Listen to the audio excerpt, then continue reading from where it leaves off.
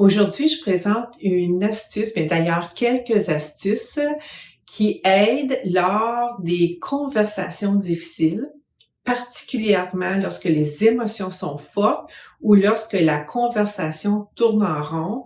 On est en guerre d'opinion, chacun tire de son côté et finalement la conversation va nulle part. Alors, ce sont des astuces qui portent l'acronyme PHASE. Le P, c'est pour préoccupation. Alors, supposons que les émotions sont fortes ou que ça mène nulle part.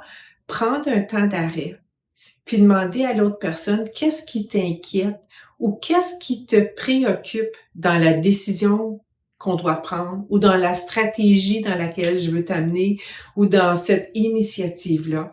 Donc, quand on sent un peu de résistance durant une conversation ou qu'on sent que la personne est un peu sur la défensive, allez explorer les préoccupations.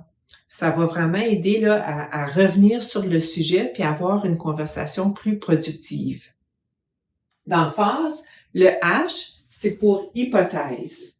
Alors, c'est plus facile de parler d'une décision, d'un sujet, d'un changement ou d'une initiative sous forme d'hypothèse. Alors, ça invite à la réflexion. Supposons qu'on demande quelque chose comme « Mais si on allait de l'avant avec cette décision-là ou cette initiative-là, qu'est-ce que tu penses qui arriverait? Et si on n'allait pas de l'avant avec telle chose, qu'est-ce que tu penses qui arriverait? » Donc, en étant dans l'hypothétique, ça permet de parler d'un sujet sans se sentir là, complètement déjà investi. C'est une façon de prendre un recul puis d'en parler de façon un petit peu plus objective.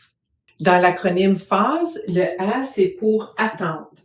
Alors, encore une fois, quand les émotions sont vraiment chaudes ou quand la conversation mène nulle part, prendre un temps d'arrêt et vérifier auprès de l'autre à quoi s'attend l'autre personne. Toujours par rapport, par exemple, à une décision, projet, initiative. Tu sais, de demander à quoi t'attendais-tu ou à quoi t'attendrais-tu si. Alors, allez voir quelles sont les attentes. C'est une façon de comprendre qu'est-ce que ça prendrait pour passer à la prochaine étape.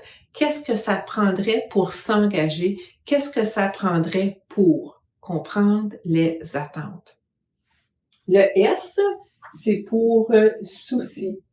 Alors, ça ressemble beaucoup à préoccupation, mais c'est d'aller voir qu'est-ce qui est un défi pour l'autre personne devant la décision ou devant l'initiative ou un nouveau projet. Alors, qu'est-ce qui t'embête? Qu'est-ce qui t'empêche? Qu'est-ce qui t'inquiète? Quels pourraient être les défis qui seraient à surmonter? Parce qu'une fois qu'on comprend les défis, on comprend la résistance. Une fois qu'on comprend la résistance, on est beaucoup plus prêt stratégiquement à l'adresser. Enfin, le E d'emphase, c'est pour espoir. Alors, c'est d'aller vérifier auprès de l'autre à quoi il ou elle espère derrière une décision ou une initiative. Alors, c'est de demander quelque chose comme « Qu'est-ce que tu espères qui va arriver avec? Qu'est-ce que tu souhaites dans tout ça? » Alors, c'est une façon d'être pleinement à l'écoute de l'autre, de voir à quoi la personne espère, puis de voir s'il y a moyen de rencontrer là, les attentes ou les espoirs de l'autre personne.